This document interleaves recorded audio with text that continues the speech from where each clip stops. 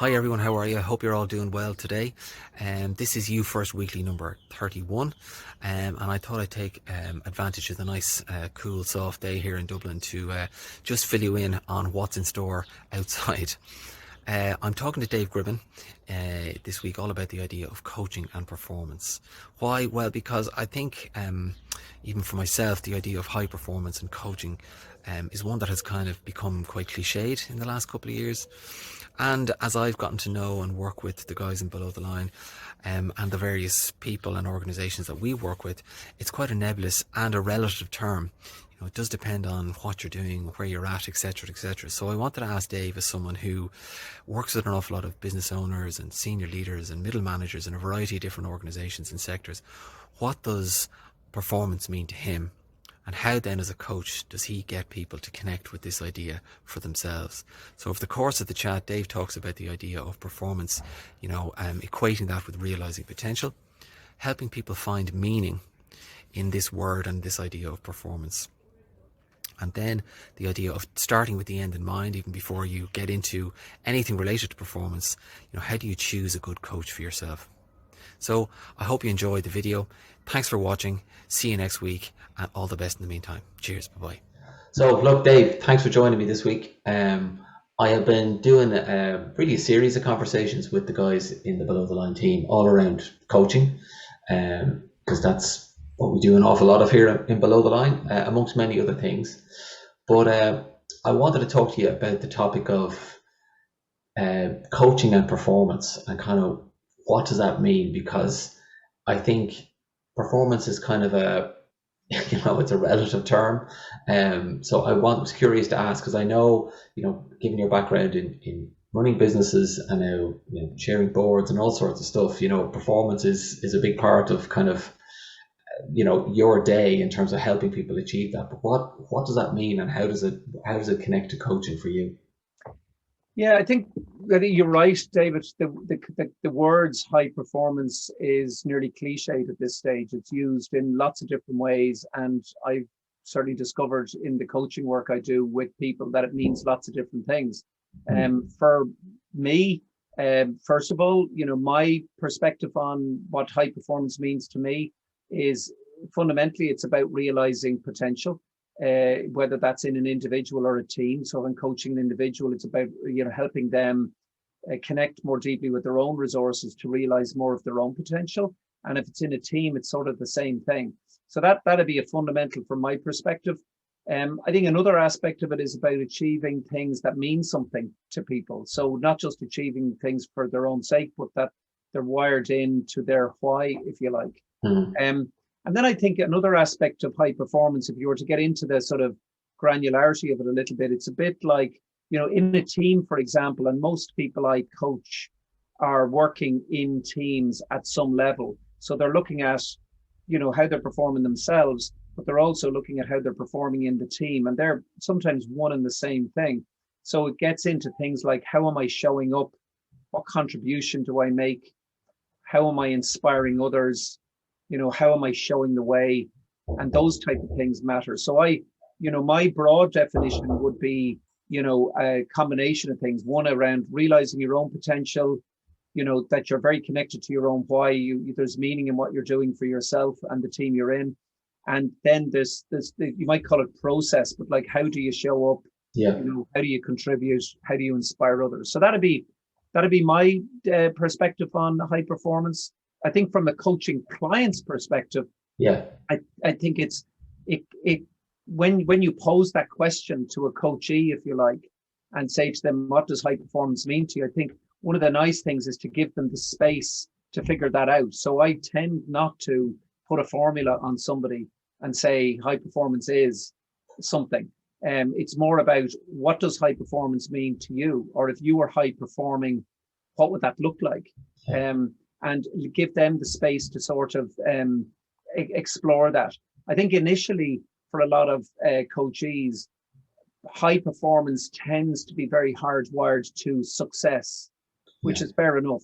And they haven't maybe thought that much about success. So success could be achieving this month's goals, this quarter's numbers, this year's numbers, or whatever.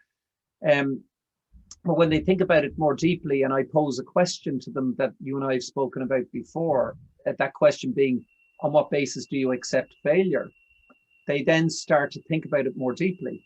And they start to think about, well, I'd accept failure if I was realizing my full potential, or in another language, doing my best. Yeah. If I knew what that was, if I knew what my best was. So the coaching journey often is an exploration of realizing our best. What is that? What does it look like? What does it look like in a very authentic way? Has it been seen before? What does it look like in the situation I'm in? Because, and does it even fit the situation I'm in? Right. So Yeah. for some people, doing their best may not fit with the organization they're in or the team they're in. If they were to be whatever way they are, Yeah. there may not be the space for that.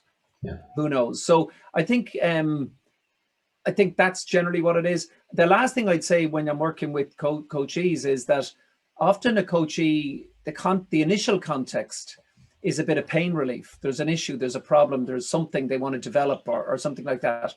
And high performance becomes a sort of an underlying issue, or an underlying exploration, if you like.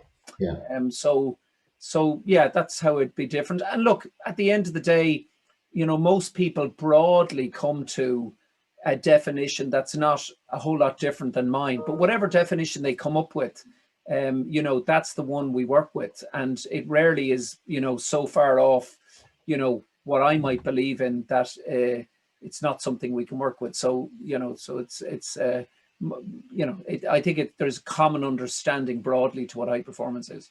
Yeah, yeah. And it seems to me, a good coach, from what you said there, will ask those questions at the start, because it's not necessarily about the coach telling them, oh, well, this is what high performance is.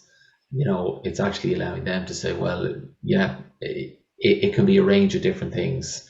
And the deeper I go with exploring myself and my situation or whatever it might be, high performance, might start out here, and it might come to here by the over the course of a coaching relationship, if you like. Absolutely. I think if people can picture what it is, I mean, there's lots of stuff out on the internet now. I'm following a high performance podcast, and you hear different people in different walks of life, sporting, the arts, all sorts of walks of life, talk about the subject. And they don't stray away from sort of some very broad principles, but they all have their own little nuances on what a high performance is, and their own strong beliefs around what high performance looks like, which I think is entirely appropriate. And a lot of those are circumstantial. In other words, what high performance looks like when you're in a sporting team environment going to win a World Cup might be a little bit different than if you're just trying to hit this year's numbers, or and I'm not to demean that latter idea. It's just sometimes the nuances are different, the sacrifices, what it takes to achieve something might be a bit different, or what the demand of the leader of that team might be to achieve something could be different, and therefore their definition of high performance could be different. So one of the questions I have around this idea of performance is, can it be quantified or measured? Now, I think potentially it can, but it's probably contextual, and it all depends. Yeah, it does. Look, my take on it is, again, in the spirit of coaching, is I tend to come to coaching with the sort of Covey principle of start with the end in mind. So give the coachee plenty of scope through good questions to explore what would good look like. So before I start any coaching intervention, the only exercise I ask coachees to do before we start is to take a note of the questions they would like the coaching to answer for them. Now, that can be anything. The reason for that is that as humans, I think we move in the direction of the questions we're prepared to occupy ourselves with. So if you think about it, so when we get up in the morning, we probably say, what will I have for breakfast? And that sort of gets us to, make breakfast, or, how will I relieve this pain I have in my back, or, You know, what would make today a good day? And sometimes we ask the wrong questions, you know, why is it Monday and not Sunday? You know, Yeah. that's sort of like not a very constructive question, but irrespective of what question you ask yourself, it tends to be where we take ourselves. So what I try and do is get people to think about what are those questions that you want the coaching to answer. And that can be a very interesting exercise because that can begin to unpack, you know, that measurement. Because when I get a sense of, okay, that's what the questions you're looking to answer, then I'll get to the next step and say, let's imagine we have a year's coaching together and you turn to me as the coachee and say, that was a fantastic intervention, one of the best things I've ever done, incredibly valuable. My question to you will be, on what basis are you going to judge that and say that? And then I listen to that. Now that could change over the year, that's okay, but I want to listen to where they're at with that now. Yeah. And then that gives me some measure on how they're going to measure it, and we get conscious of what that is. Yeah. I might add something to that or suggest something to that. You know, I might stretch it a bit. It depends. You know, if the nature of the coaching is being sponsored by an organization, which it often is, and that the nature of that sponsoring is that they have a very clear agenda as well, which is known, then I might be stretching to make sure that gets captured properly as well. Yeah. That wouldn't always be the case. Yeah, so I think it gets measured on the basis of, you know, the coachee saying it'll be good if, or it'll be great if. And that sounds easy in theory to do, but it's actually not that easy in practice to do. Like, it's an easy question for me as a coach to pose, but not so easy sometimes to answer. And then, of course, in the coaching journey, you know, you're getting into, you know, all of the underlying enablers and disablers to make that a reality. Yeah. But I think sometimes people, you know, the idea of a coach, you know, we it's probably hardwired into sport, and the coach, you know, if it's a golf coach or a tennis coach or whatever, they're helping you improve your technique, and sometimes they're directly showing stuff. But I think when we get into this idea of performance and coaching in the business world or the personal world, whatever it might be, but the coach is asking the right questions, I think, to help the coachee or the person who's looking for coaching to come to their own conclusions or solutions around this stuff. Yeah, you're right. And look, I think the difference between coaching in sport and in business is that the word coaching in sport generally covers off mentoring, actually. So the coach can be out on the training ground instructing the players to do certain things in certain ways, and that's entirely acceptable. I think in the world of business, you know, it's a little bit different in that mentoring is, you know, obviously giving the benefit, you know, giving knowledge that you have and the benefit of your knowledge to somebody else, I should say. And whilst coaching is sort of the opposite, coaching is allowing somebody connect deeply with their own resources and explore their own learning and work things through with the guidance of a good coach who's, you know, asking the right questions, deeply listening, and trying to help the coachee catalyze and come to some conclusions that they'll commit to and act on. So, you know, and that's the role the coach plays. And for a lot of people, that's quite a new experience. And it can be a challenging experience, but also a very rewarding experience. But it's a different thing than mentoring, because sometimes the easy route for people is to say, well, Dave, you're very experienced in business and you know, in the work you do now and in the past, have you got the answer to the following? And whilst that's very tempting for me to say the answer is, my instinct is to try and make sure that we've covered off the coaching possibility there before we get into that. And finally, just, you know, what would your advice be on someone who's looking for a coach? You know, how do you pick a coach, or what's your criteria on that stuff? Great question. Look, I think be clear, if you can be clear on the questions you're trying to answer. I think that's the first thing.